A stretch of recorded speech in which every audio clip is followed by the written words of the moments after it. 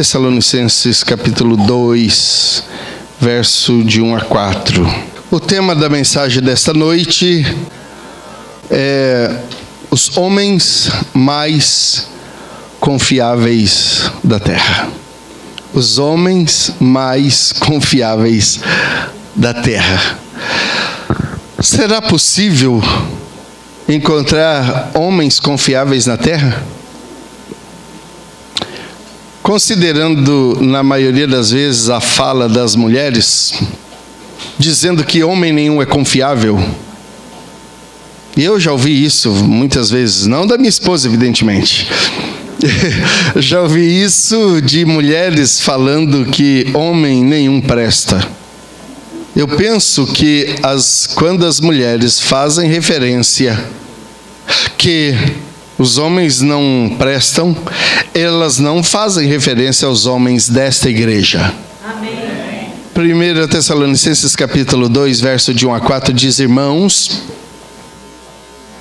vocês mesmos sabem que a visita que lhes fizemos não foi inútil. Apesar de termos sido maltratados e insultados em Filipos, como vocês sabem, com a ajuda de nosso Deus, tivemos coragem de anunciar-lhes o Evangelho de Deus, em meio a muita luta. Pois nossa exortação não tem origem no erro, nem em motivos impuros. Nem temos intenção de enganá-los. Ao contrário, como homens aprovados por Deus, para nos confiar o Evangelho, não falamos para agradar pessoas, mas a Deus, que prova o nosso coração. Ao contrário, como homens aprovados por Deus, para nos confiar o Evangelho, não falamos para agradar pessoas, mas a Deus, que prova o nosso coração. Queridos, os homens mais confiáveis da terra. Há uma referência que diz, do salmista, que existem homens da terra nas palavras do salmista, cujo prazer está neles. O prazer de estar na presença de homens, porque eram homens tão sérios, homens tão conscientes do seu papel nessa terra, homens tão sensatos, que valia sempre todo o esforço para estar junto de pessoas como aquelas. Nós estamos vivendo uma época em que os bons amigos e as pessoas de bem ou estão diminuindo no seu número, ou estão se escondendo, porque não está fácil acharmos pessoas de bem mais. E quando as encontramos, temos que nutrir um relacionamento desesperado, a ponto de manter essas pessoas próximas a nós, ou estarmos próximas a elas. Não está fácil de encontrarmos boas companhias nos nossos dias. Vivemos uma época de muita falsidade, em que as pessoas nem sempre são o que mostram nas suas fotos, nas suas imagens, nas suas falas. Eu me lembro que tempos atrás eu tinha muito mais amigos do que tenho hoje. Alguns deles eu perdi o contato por força da necessidade de mudança de região, de cidade, de estado. Alguns que eu considerava bons amigos se perderam pelo caminho. E alguns se afastaram por outras razões. Talvez fique o questionamento de pensar se eu sou um bom amigo para eles. Há de se refletir também nisso, se nós somos e temos sido bons amigos para as pessoas. Mas a verdade é que eu me pego com poucos amigos nos dias atuais. poucas pessoas com as quais eu posso abrir o meu coração e ser aquilo que realmente sou.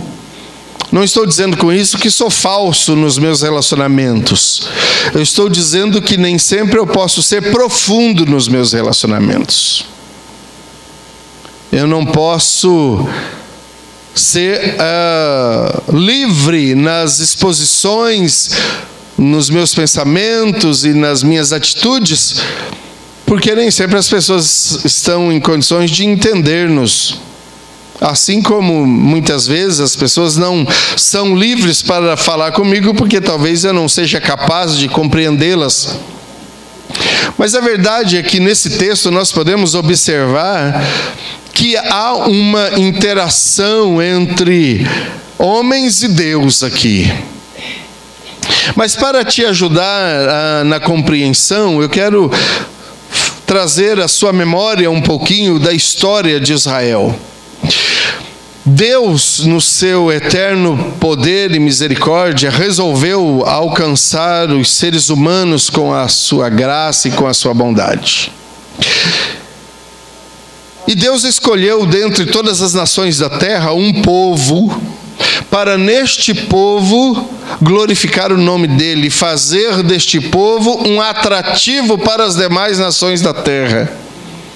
A este povo foi dado o nome de Israel. Israel, no projeto de Deus, seria uma nação que atrairia para ela todas as demais nações da terra. O projeto de Deus original, no relacionamento dele com a nação de Israel, era fundamentado nesta confiança e num relacionamento profundo, de maneira que a forma com que o povo de Israel estaria ou viveria com Deus geraria nas nações à sua volta um desejo de conhecer aquele Deus tão maravilhoso para aquela nação de Israel.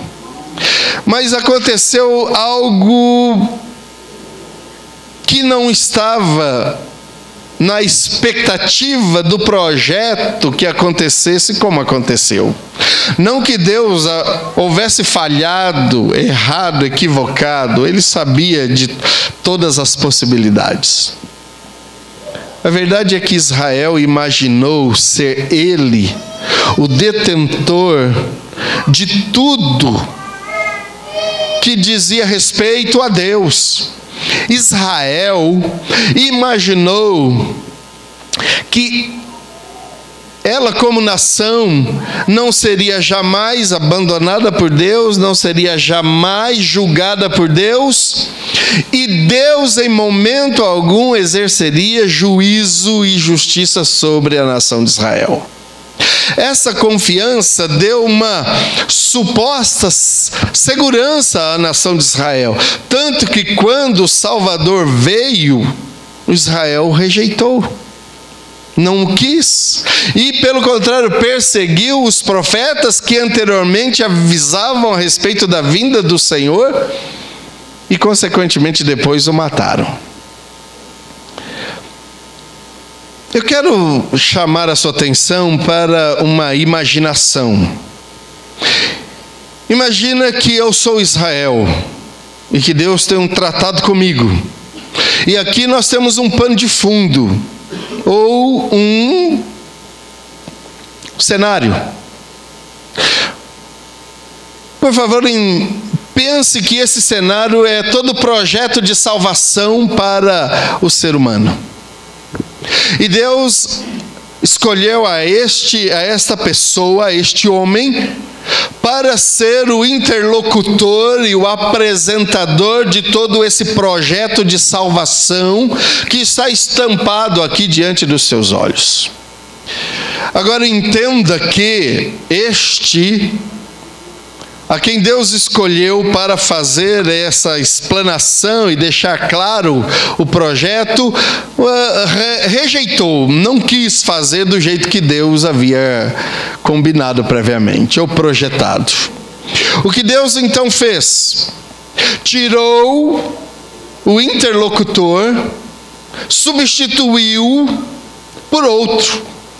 O cenário continua o mesmo, o projeto continua o mesmo, o ideal continua o mesmo, a salvação do ser humano. Mas Deus substituiu o interlocutor.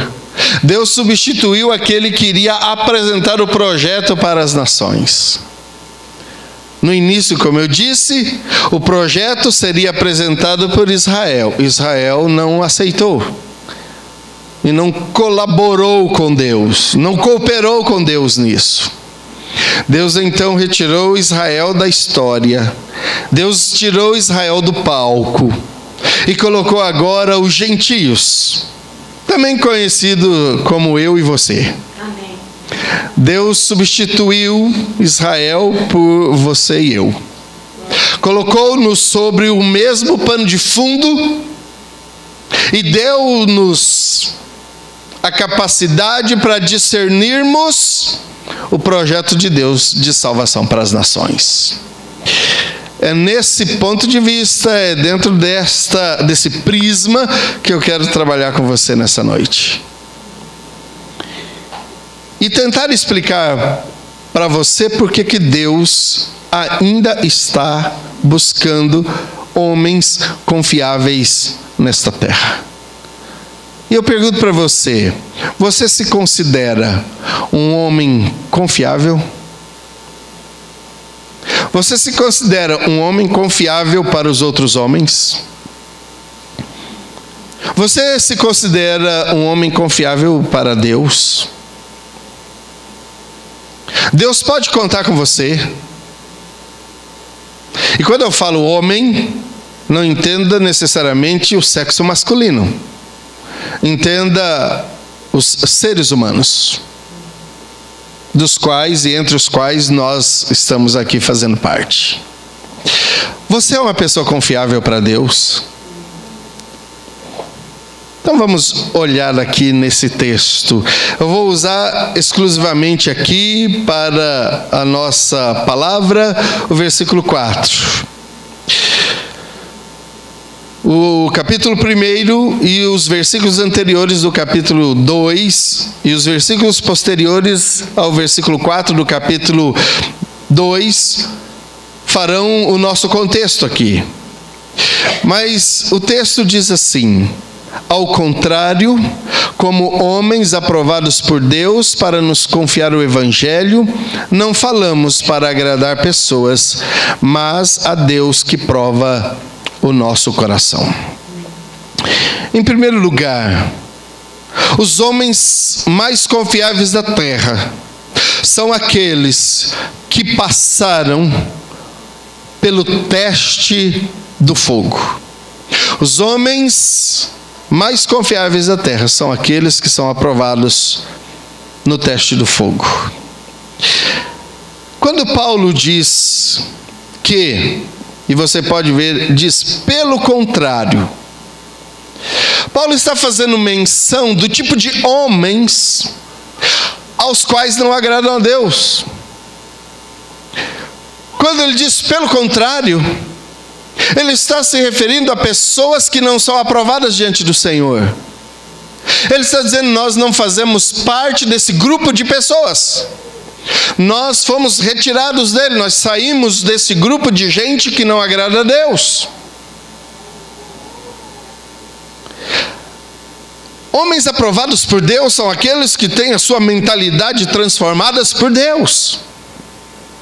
E a transformação de uma mentalidade humana não é alcançada, não é conseguida por meio de argumentação humana meramente. Eu poderia tentar, ou qualquer pessoa experimentada que fosse, poderia passar a vida inteira tentando mudar a mentalidade de uma pessoa com relação àquilo que é aprovado diante de Deus. Poderia-se até alcançar um certo nível de qualidade, de excelência no que diz respeito a ser aprovado diante de Deus, mas não se alcançaria o nível de completamente aprovado pelo Senhor. Nós podemos, com as nossas atitudes, sermos agradáveis diante de Deus. mas nós não seríamos considerados dignos da confiança do Senhor. Nós seríamos pessoas com as quais Deus teria gosto de estar junto, mas Ele não seria capaz de abrir o coração dele para você e para mim. A nossa mentalidade precisa passar pelo crivo da transformação que só acontece por meio do Evangelho. Paulo mesmo diz, o mesmo Paulo que está falando com os Tessalonicenses aqui, é o mesmo quem disse que nós temos uma nova mente, que a nossa mente está em Cristo e que as coisas velhas já passaram e que tudo se fez novo. Dizendo isso, Paulo nos ajuda na compreensão de que qualquer tipo de tentativa de entendimento ou de vida diferenciada que não passar pelo processo da vontade de Deus não agradará completamente a Deus. Paulo diz que as atitudes corretas dos homens aos quais tomam como prerrogativas um relacionamento com Deus são diferentes dos demais homens dessa terra. Ou seja, os homens que são confiáveis a Deus são ou formam um grupo de pessoas distintas na terra. Não se pode achar homens confiáveis a Deus em todos os lugares onde vamos. Deus é seletivo no que diz respeito a confiar o coração dele para as pessoas. Nós podemos ter uma revelação ampla, mas não aquela próxima de ouvir a voz de Deus direto no nosso ouvido. Não se pode afirmar ter um relacionamento com Deus enquanto negamos esse relacionamento com as nossas atitudes. A sua atitude deve comprovar o seu relacionamento com Deus. Ninguém que se relaciona com Deus tem atitudes que são reprovadas pela própria palavra de Deus. A sua atitude de vida deve comprovar o quanto você é íntimo ou não de Deus. E o que nós vemos de pessoas que diz uma coisa, um relacionamento com Deus, e negam esse relacionamento quando abrem a boca ou quando postam alguma coisa.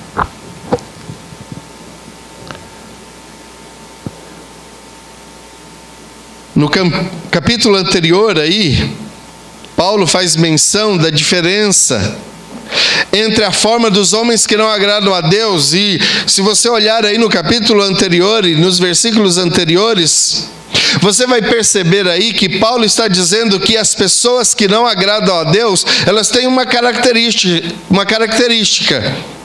Ou algumas características, e eu quero citar algumas delas aqui. Diz que as pessoas que não agradam a Deus, olhando para o texto, encontramos pessoas que são enganadoras, pessoas que são gananciosas. Duas só das características das pessoas que não agradam a Deus: pessoas enganadoras e pessoas gananciosas. Engana-se em todas as áreas. É possível enganar em todos os níveis de relacionamento, sejam eles de quais ordens forem. Se for emocional, se for físico, se for mental, se for financeiro, em todas as áreas é possível encontrar pessoas que são enganadoras. E o texto diz com clareza que não é esse tipo de homem que o Senhor busca. E pessoas gananciosas. O ganancioso engana porque é ganancioso. E o enganador engana porque quer ter lucro nisso. Tempos atrás eu levei você a uma reflexão de que a nossa vida é baseada em dois pilares simplesmente. A razão da nossa vida, que é comer e vestir. Talvez você se lembre disto. Faz algum tempo já. Se você for sincero com você, você vai ver que os seus esforços, todos eles, em todas as áreas, se encaixam nessas duas necessidades do ser humano: comer e vestir. Você trabalha para comer e trabalha para vestir. Você se relaciona para comer e para vestir. Você vem na igreja, na maioria das vezes, para comer e para vestir. Não, pastor, eu venho para adorar a Deus, mas a sua adoração a Deus está em busca do quê? De um relacionamento profundo com Deus. Para quê? Para ser abençoado. Abençoado no quê? Na comida e no vestimento.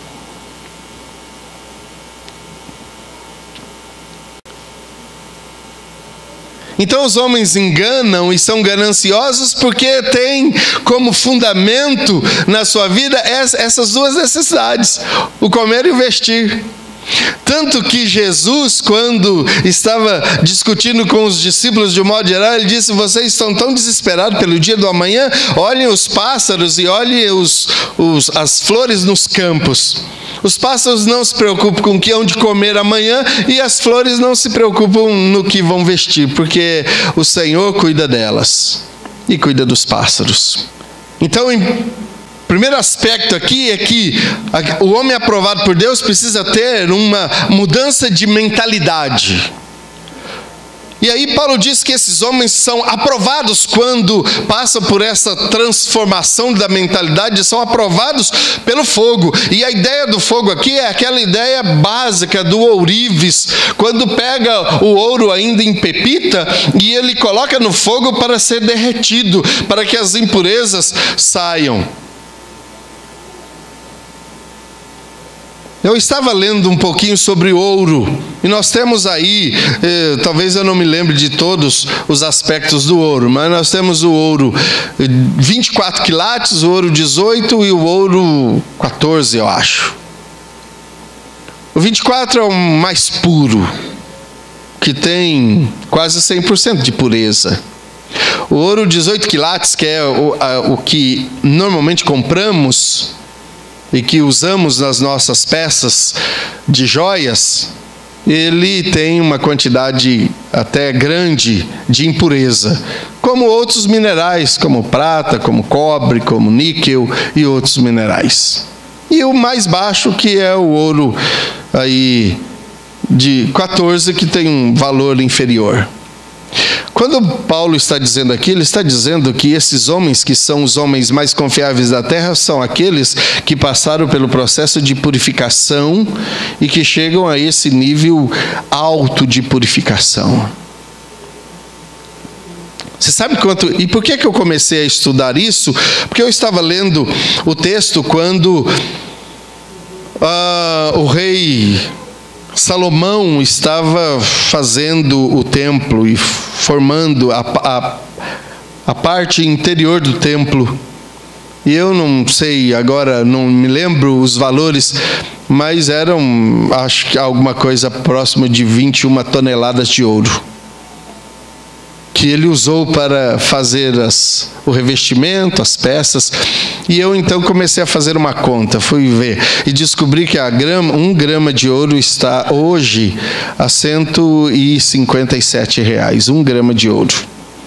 E aí eu comecei a fazer contas de quanto dinheiro tinha sido gasto só no revestimento. E cheguei a uma cifra absurda. É certo que o ouro naquele tempo tinha um valor inferior ao que há hoje. Não há tanto ouro na terra mais. Naquele tempo havia ouro em tudo. Será que você tem sido aprovado pelo fogo? Aliás, a pergunta pode ser melhorada: será que você tem permitido Deus prová-lo com o fogo?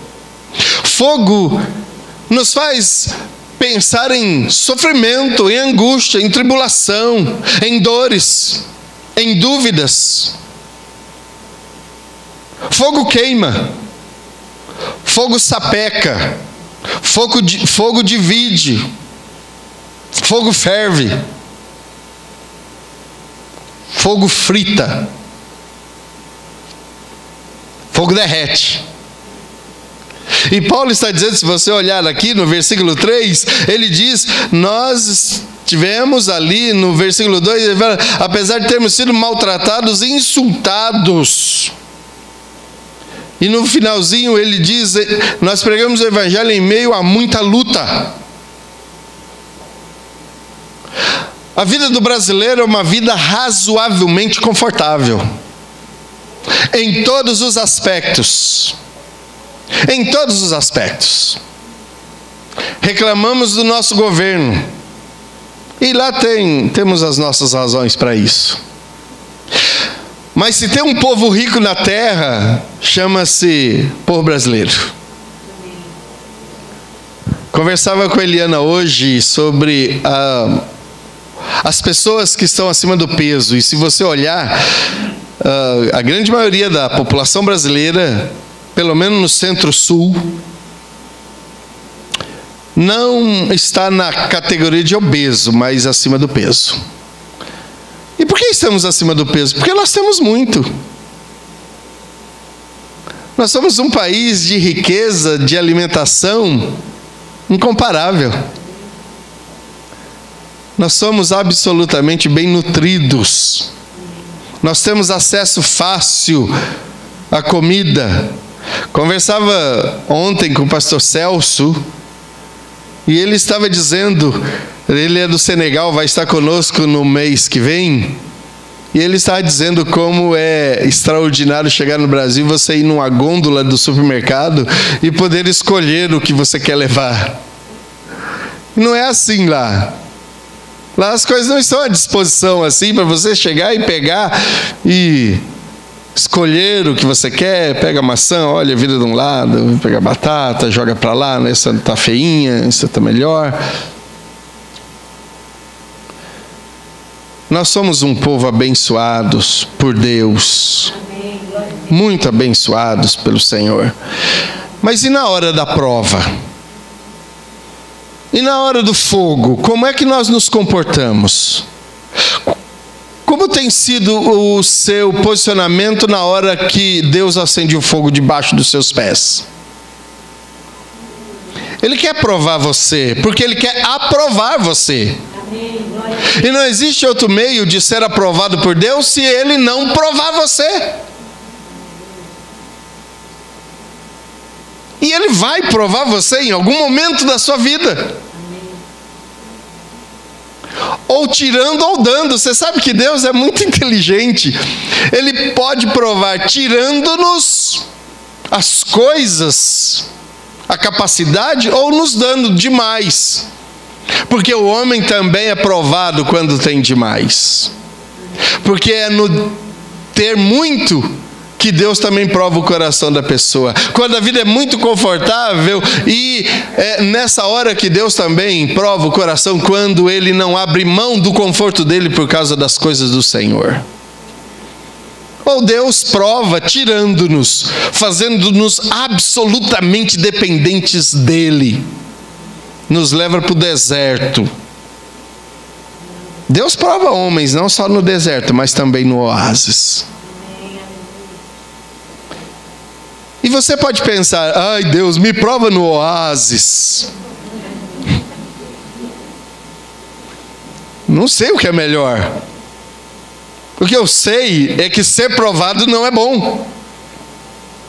O que é bom é ser aprovado. E Deus está buscando pessoas que sejam aprovadas diante dele. Então, o teste do fogo, mentalidade transformada, a prova da dificuldade, e depois o texto diz na continuidade que essas pessoas são aprovadas por Deus. E por que Deus não dá ao homem, outorga a outras pessoas o direito de provar outros homens? Não seria muito interessante para Deus? Pensa bem. Se Deus desse a cada pastor o direito de provar as pessoas, e aí eu pudesse receber de Deus a autoridade de provar você, que maravilha seria, rapaz. Eu ia levar todo mundo para o oásis, é claro. Você já pensou na possibilidade de Deus dar uma procuração para cada pastor, para que ele escolhesse seus homens, provasse os seus homens em cada igreja e depois falasse: Senhor, está aqui a relação de pessoas que eu considero aprovadas diante do Senhor? Não, queridos, não. Sabe por que Deus não faz isso? Porque homem nenhum consegue ver o coração do outro. A Bíblia aqui nesse texto mostra claro que Deus e só Ele prova o homem, porque Ele conhece o coração do homem. Isso nos dá uma segurança tão grande de pensar que Deus não precisa ficar se esforçando para discernir as coisas que passam no meu coração. Ele sabe cada uma das coisas que eu penso ou desejo. Quando eu estou num aconselhamento, eu me esforço muito para poder ser sensível e detectar o que realmente está acontecendo com a pessoa. Porque às vezes, por exemplo, num aconselhamento de questão conjugal, eu ouço a esposa fala que a culpa é o marido. E eu ouço o marido diz que a culpa é a esposa. Como eu não consigo ver o coração de nenhum e nem outro, eu fico sempre achando que a culpa é dos dois. É mais fácil para mim. Deus não. Deus sabe, olhando para o coração da esposa e olhando para o coração do marido, o que de fato está acontecendo. Por isso, esta aprovação tem que ser da parte de Deus. Os homens a quem Deus confia são os homens a quem Ele, Deus, prova por meio do fogo e aprova por meio das obras. E aí eu continuo perguntando para você: você é uma pessoa confiável diante de Deus e para Deus? Em segundo lugar, essa confiança precisa ser comprovada. À medida que Deus prova uma pessoa, e em consequência da aprovação, Deus confia nesta pessoa. Deus confia neste homem.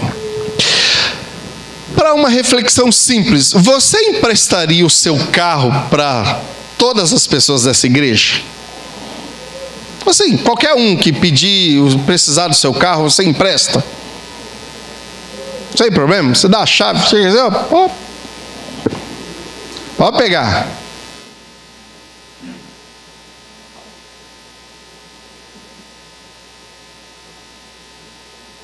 Você tem coragem? Essa semana o André me contou uma experiência que eu achei no mínimo estranha. Numa escola que ele estuda, tinha um carro muito chique, um Audi, muito chique. E a pessoa falou assim: o André precisava sair com o carro e o Audi estava atrapalhando. E a pessoa falou: tira lá. Eu falei: eu não. Eu não chego nem perto de um carro desse.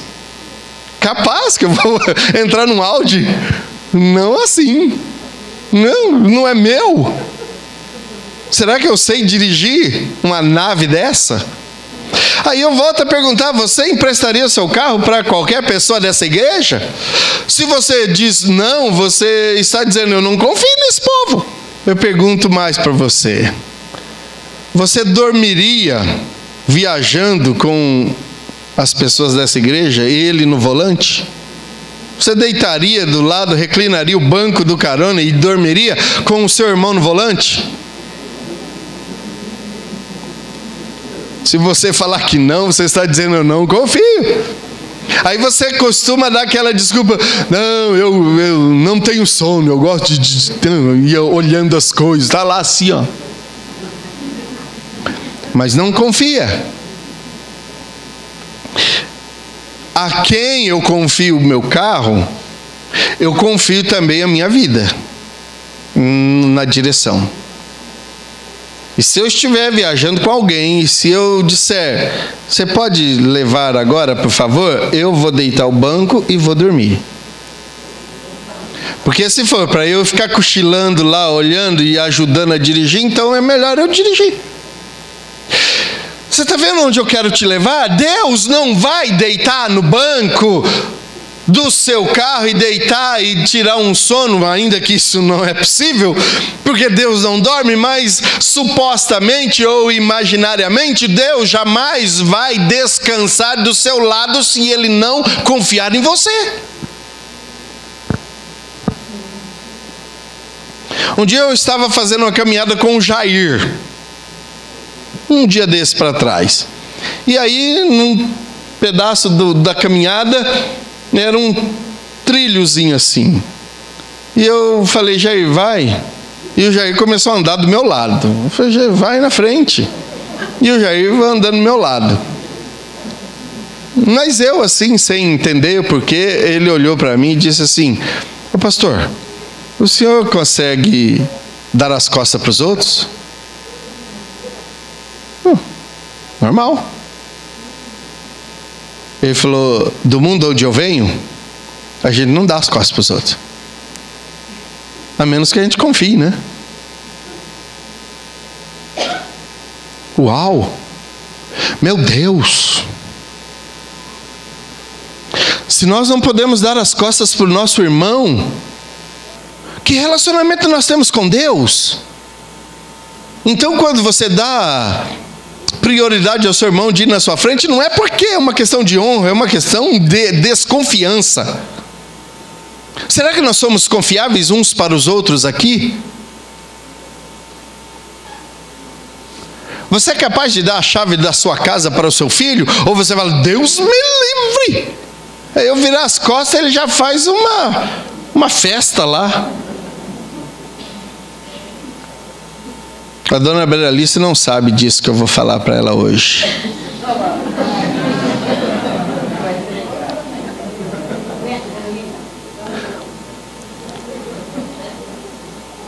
Eu não era casado ainda. Eu acho, porque eu não me lembre. A dona Beralice e o seu Bento viajaram. E deixaram uma belina preciosa que eles tinham, para que eu pudesse, se precisasse, sair com ela. E um dia eu resolvi sair com a belina. E a garagem era longa. Era um corredor para ir até o fundo do quintal lá. E eu, sem muita habilidade, raspei a belina no muro. A senhora me perdoa, dona Beralice?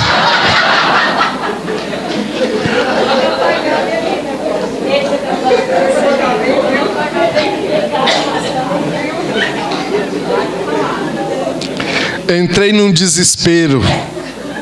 Guardei a belina e fui a pé. Essa não vou sair com esse negócio, mas não sou capaz e não quero que eles percam a confiança em mim. Será que Deus dá o carro dele para você? Deus, na continuidade aqui, Paulo diz que Deus confiava tanto nesses homens aprovados, e nos homens aprovados, Paulo estava se referindo a ele, Paulo, a Silvano e a Timóteo. Paulo estava falando no nome deles três, Paulo, Silvano e Timóteo. Veja com isto que é possível que mais de um, além do Paulo, mais alguém seja também aprovado diante de Deus. Porque pode incorrer na sua mente aí que, não, mas Paulo era Paulo e tal. Não, querido. Paulo está dizendo que além dele tinha também o Silvano e tinha também o Timóteo. E os jovens aqui, por seguinte, só eu lembrar, Timóteo era jovem, viu? Aprovado por Deus. Então esse negócio que jovem não tem muito juízo, conversa. Tito também era jovem, sabia? E também foi aprovado por Deus.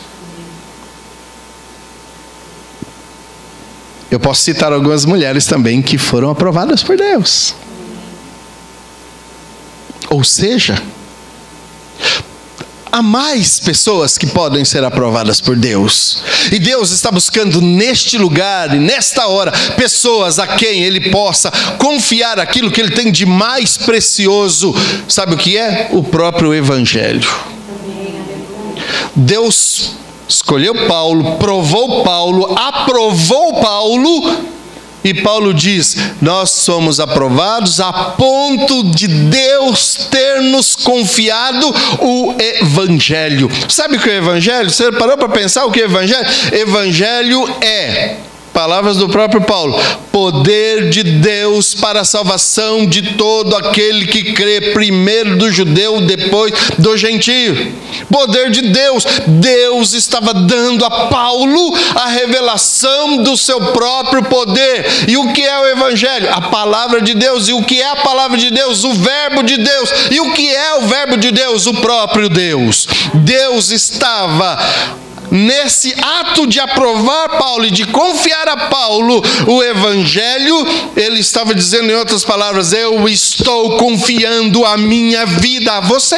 Amém. Aleluia. Para que você possa ser, voltando ao começo, o interlocutor do projeto de Deus para a salvação dos homens. Ou seja, Deus está buscando pessoas as quais Ele possa aprovar para confiar a elas o Evangelho que transforma pessoas. Você, meu irmão, recebeu em Cristo Jesus o maior privilégio que qualquer homem dessa terra possa receber, que é a pregação do Evangelho do Senhor. Evangelho que transforma mentes, Evangelho que transforma coração, Evangelho que transforma a sociedade, Evangelho que transforma o meio onde estamos inseridos, Evangelho que transforma o mundo.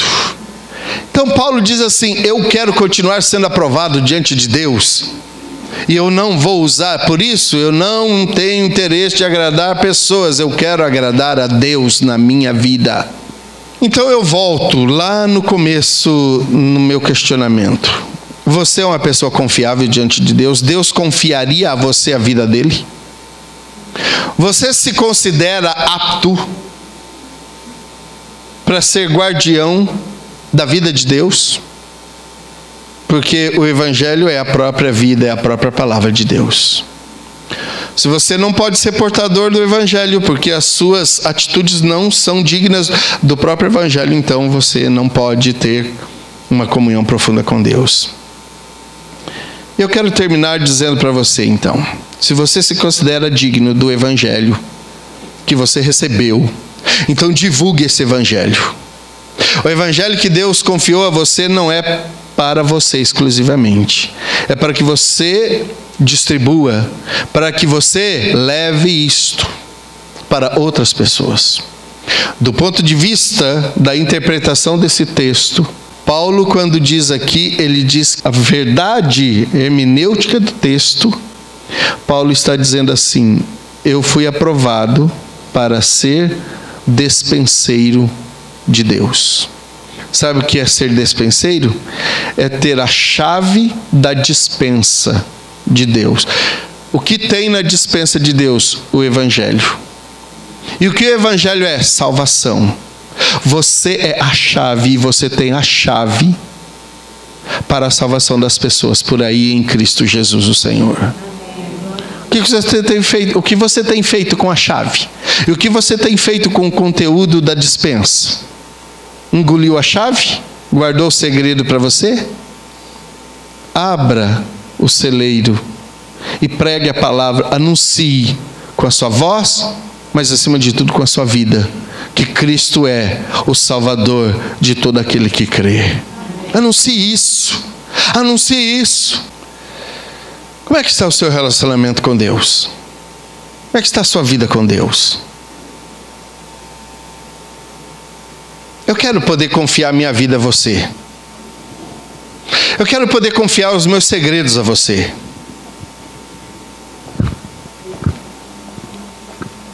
E eu também queria ser confiável a você. Eu Eu queria ser confiável a ponto de você poder confiar os seus segredos a mim. Mas eu tenho e reconheço que os nossos relacionamentos ultimamente são muito superficiais. As nossas conversas, nós falamos de coisas, de fatos, mas não falamos mais quase nada de nós mesmos. Quando foi a última vez que você abriu o seu coração, rasgou sua vida, seu ser, sua alma para outra pessoa? Às vezes nem para o seu marido, às vezes nem para a sua esposa. Certa vez uma mulher com a sua criança, segurando a sua criança pela mão, desanimada da vida e sem expectativa nenhuma, estava andando pela rua e ela passou pela rua numa estrada e ela viu uma voz falando: "Ei, você, psiu." E ela, sem saber quem chamar, é você mesmo. E ela percebeu que de uma caverna próxima vinha essa voz. E a voz dizia: "Entre aqui, por favor, eu tenho uma proposta para você, que vai mudar a sua vida." E a voz era tão convidativa que ela então entrou com a sua criança. E dentro aquela voz explicou como funcionaria. Disse: "Você está vendo todos os tesouros que estão aqui nessa caverna?" E ela confirmou que havia muito tesouro, muita coisa preciosa. Ela disse: "Você vai ter algum tempo para você pegar tudo o que você quiser aqui e você vai ser uma pessoa rica. E você não vai ter mais necessidade de nada. Você pode pegar o que você quiser aqui." E aquela mulher, com a sua criança, começou a olhar as coisas e pegava uma e depois trocava porque achava outra mais valiosa. E a voz disse: "Agora você só tem mais 1 minuto. O tempo está acabando." E definitivamente a porta se fecha e tudo se acaba. Você só vai ter o que você consegue retirar daqui. E aquela mulher começou a escolher as coisas preciosas. E aí a voz terminou: 5, 4, 3, 2. E ela então juntou tudo que ela podia e saiu, e a caverna definitivamente fechou suas portas. E a mulher toda eufórica, feliz da vida, com as mãos cheias, numa alegria contagiante, porque não ia ter mais necessidade. E aí ela fala: "Filho, nós também, filho." E ela se deu conta que no desespero das coisas da vida, ela deixou o filho dela dentro da caverna. Quantas vezes, meus irmãos, nós temos as oportunidades e ficamos tão afoitos para o sucesso, para o êxito, que deixamos aquilo que é mais precioso na nossa vida, que é o nosso relacionamento com Deus. E às vezes a caverna se fecha e nós não temos mais acesso a essa intimidade com o Senhor. Tomara que isso não seja a sua experiência. Amém?